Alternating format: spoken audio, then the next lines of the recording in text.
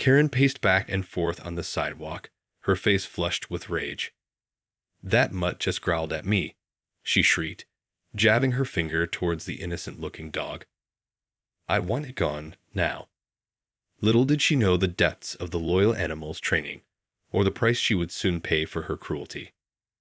Isabel clutched her service dog's harness, her heart racing. "Rex is a certified PTSD support animal," she pleaded, her voice trembling. "He would never hurt anyone without cause." But Karen refused to listen, her eyes narrowed to slits as she glared at the gentle Labrador. "I don't care what kind of dog it is," Karen spat.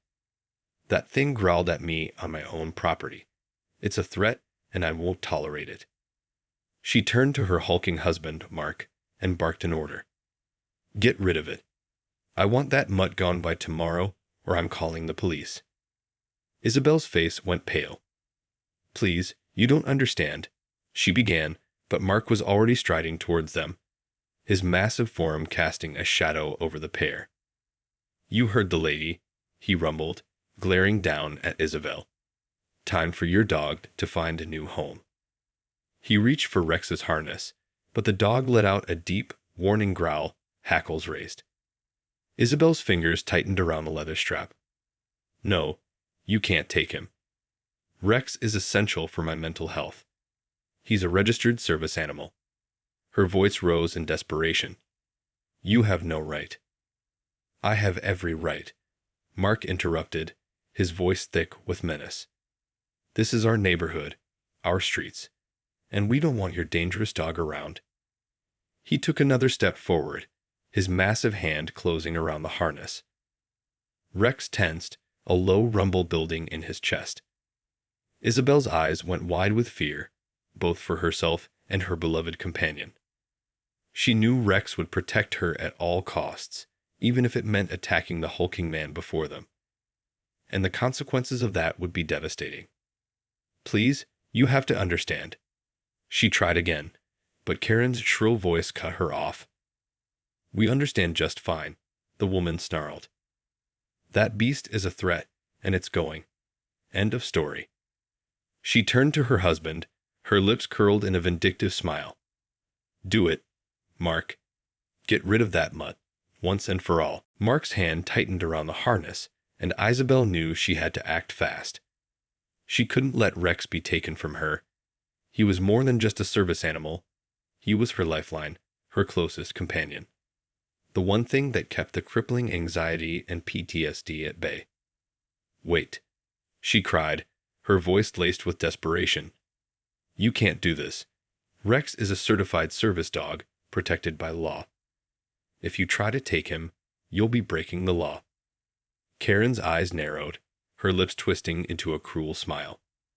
"Oh, we know all about the law," she sneered. "And we also know how to get around it. This is our neighborhood, our rules.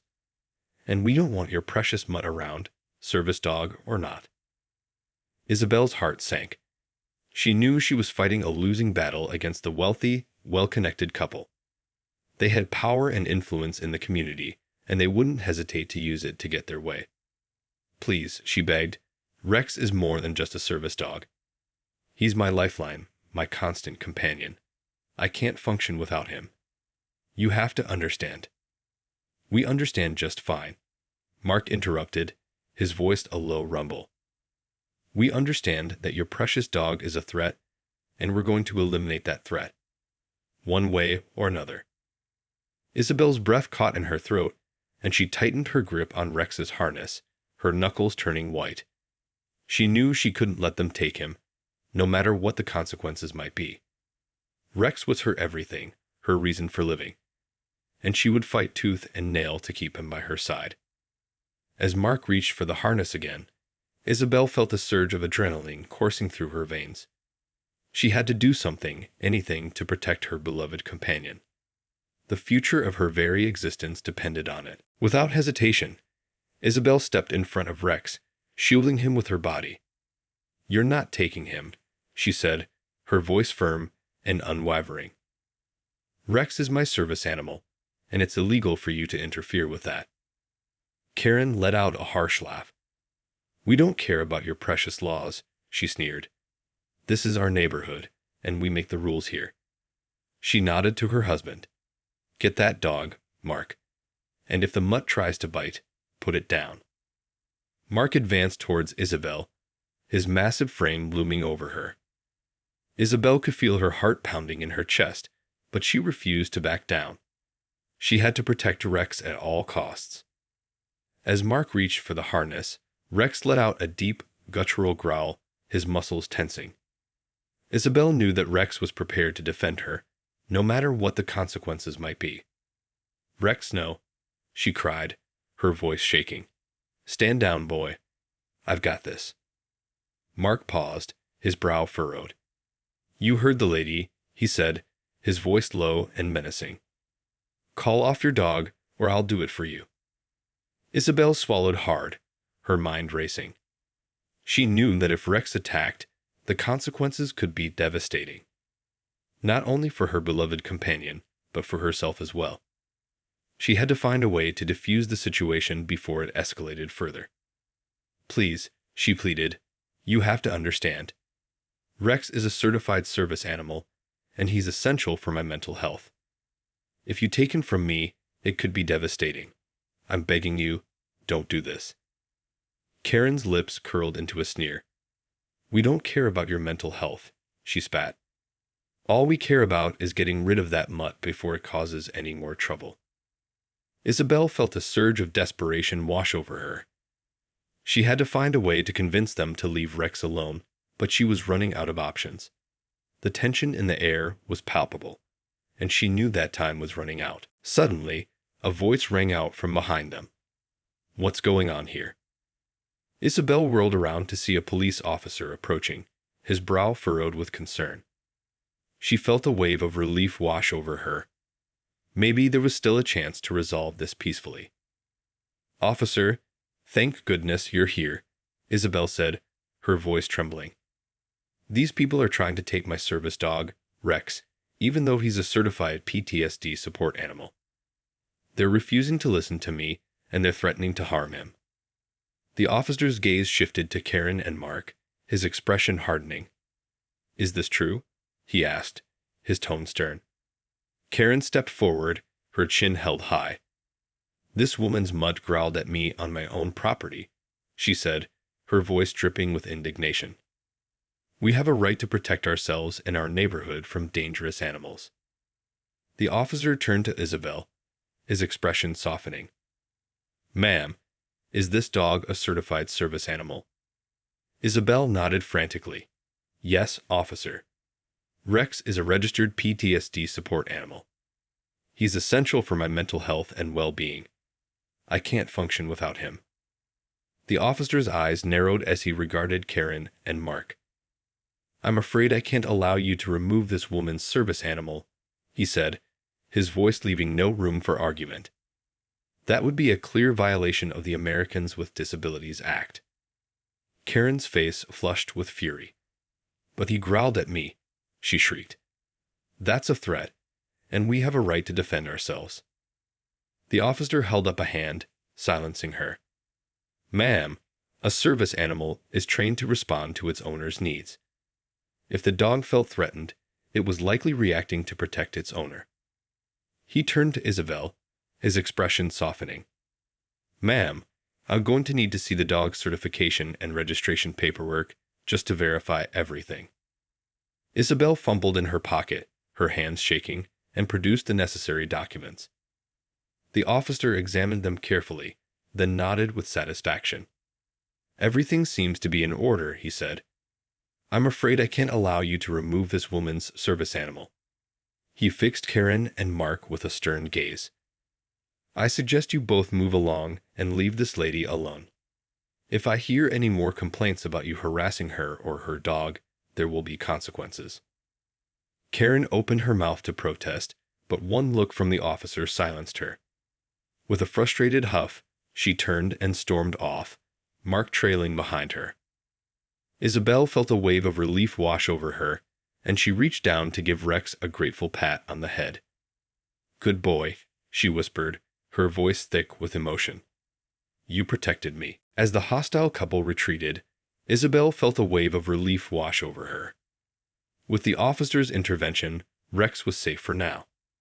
But she knew that Karen and Mark were not the type to simply back down. They were determined to get what they wanted, no matter the cost. Isabel turned to the officer, her eyes filled with gratitude.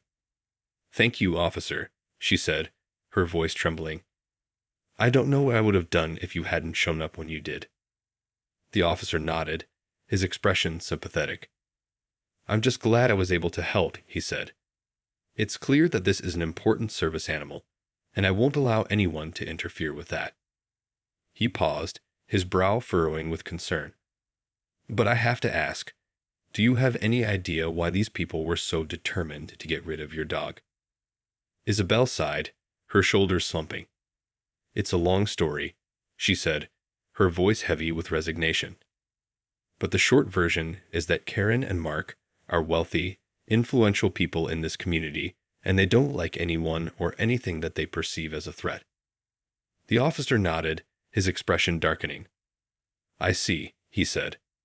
"Well, I'll make sure to keep an eye on the situation. If they try to cause any more trouble, I'll be sure to intervene." Isabel felt a wave of gratitude wash over her. "Thank you, officer," she said. "I appreciate your help, and I'm grateful that you were here to protect Rex and me." As the officer turned to leave, Isabel couldn't help but feel a twinge of uneasiness. She knew that Karen and Mark were not the type to simply give up, and she couldn't shake the feeling that they were already plotting their next move. With a deep breath, Isabel turned her attention back to Rex, running her fingers through his soft fur. "It's okay, boy," she murmured. "We got through this one, but I have a feeling this isn't the last we've seen of those two." As she spoke, Rex lifted his head, his eyes locked on hers. Isabel could see the unwavering loyalty and fierce protectiveness in his gaze, and she knew that no matter what happened, she would never be alone. With Rex by her side, she felt stronger, more capable of facing whatever challenges lay ahead. But even as she drew strength from her beloved companion, Isabel couldn't help but worry about what Karen and Mark might have in store for them next. As the days passed, Isabel couldn't shake the feeling that Karen and Mark were up to something. The couple had disappeared from the neighborhood, and Isabel couldn't help but wonder what they were plotting behind the scenes. She kept a close eye on Rex, making sure he was never out of her sight. The last thing she wanted was for the vindictive pair to try and snatch him away again. Whenever they went for a walk, Isabel would scan the streets, her heart racing at the slightest movement. One afternoon, as Isabel was out with Rex, she noticed a familiar black SUV slowly cruising down the street. Her breath caught in her throat as she recognized the vehicle. It was Karen and Mark's. She quickened her pace, desperate to get Rex to safety, but the SUV suddenly swerved in front of them, blocking their path. The driver's side door flew open, and Mark's massive frame emerged. "There you are," he growled, his eyes narrowed to slits. "We've been looking for you." Isabel's fingers tightened around Rex's harness as the hulking man advanced towards them. "Stay back," she warned, her voice shaking. "I won't let you take him." Mark let out a dark chuckle. "Oh, we're not here for the dog this time," he said, a sinister grin spreading across his face. "We've got something else in mind." Suddenly, the passenger door opened, and Karen stepped out, her expression gleeful. "Hello, Isabel," she purred, her voice dripping with malice. "I hope you're ready for a little adventure." Isabel felt her heart racing as the couple closed in on her and Rex. She knew that she couldn't outrun them, not with her limited mobility and Rex's leash. She had to think fast, had to find a way to get herself and her beloved companion to safety. Just as Karen reached out to grab her arm, Isabel's eyes fell on a nearby fire hydrant. Without hesitation, she unleashed Rex and pointed towards the hydrant. "Go, boy," she cried. "Go get help." Rex bounded towards the hydrant, his powerful legs carrying him with lightning speed. Karen and Mark watched in stunned silence as the dog began to bark furiously, his deep, rumbling voice echoing through the empty street. Isabel didn't waste a moment. She turned and ran, her legs pumping as fast as they could. She had to get away, had to find a safe place to hide until help arrived. The future of her and Rex's lives depended on it. Isabel's heart pounded in her chest as she ran, the sounds of Karen and Mark's pursuit echoing behind her. She could hear their heavy footsteps, the curses they hurled at her, and the pounding of her own blood in her ears. She knew she couldn't outrun them for long, not with her limited physical abilities. But she had to try, for Rex's sake. She had to find a way to get to safety and summon help before the vengeful couple caught up to them. Rounding a corner, Isabel spotted a small alleyway up ahead. Without hesitation, she darted into it, hoping to lose her pursuers in the maze of narrow passages. She could hear Karen and Mark close behind, their voices echoing off the walls. "Where are you, you little bitch?" Karen's shrill voice rang out. "We're not done with you yet." Isabel pressed herself against the wall, trying to slow her ragged breathing. She could feel a panic rising in her chest, threatening to overwhelm her. But she couldn't give in, not now. She had to stay strong, for Rex's sake. Suddenly, a faint sound reached her ears, the distant wail of a siren. Isabel's heart leaped with hope. The police were coming, drawn by Rex's frantic barking. If she could just hold out a little longer, she might make it to safety. But as the sirens grew closer, so did the sound of Karen and Mark's pursuit. Isabel could hear them closing in, their footsteps pounding against the pavement. She knew she had to act fast, had to find a way to escape. Glancing around the alley, Isabel's eyes fell on a nearby dumpster. Without hesitation, she pulled the heavy lid open and scrambled inside, pulling it shut behind her. The stench was overwhelming, but Isabel hardly noticed. All she could think about was the need to stay hidden, to stay safe. As the sirens grew louder, Isabel heard the sound of Karen and Mark's voices just outside the dumpster. She held her breath, praying that they wouldn't find her. Damn it, where did she go? Karen's voice was laced with fury. "I don't know, but we're not getting up that easily," Mark growled. "That bitch and her dog are going to pay." Isabel felt a chill run down her spine as the couple moved on, their footsteps fading into the distance. She knew that she and Rex weren't out of the woods yet, but for now, she was safe. As the sirens grew closer, Isabel allowed herself a moment of relief. Help was on the way, and she had a chance to escape this nightmare. The sound of sirens grew louder, and Isabel could hear the screeching of tires as the police vehicles approached. Clutching the edges of the dumpster, she tried to control her ragged breathing, her heart pounding in her chest. Suddenly, the familiar barking of Rex cut through the chaos, and Isabel knew that he had led the police straight to her. Relief washed over her, but she knew that she couldn't let her guard down just yet. Karen and Mark were still out there, and they were determined to get their hands on her and her beloved service dog. The dumpster lid was pulled open, and Isabel squinted against the bright sunlight, her eyes meeting the concerned gaze of a police officer. "Ma'am, are you all right?" the officer asked, his voice calm and reassuring. Isabel nodded, her voice trembling. "Yes, officer, I'm fine. But Karen and Mark are still out there. They're after me and my service dog, Rex." The officer's expression hardened, and he quickly pulled Isabel from the dumpster, guiding her towards a nearby patrol car. "Don't worry, ma'am. We've got you covered," he said, his hand on his holster. As Isabel climbed into the car, she could see Rex bounding towards her, his tail wagging excitedly.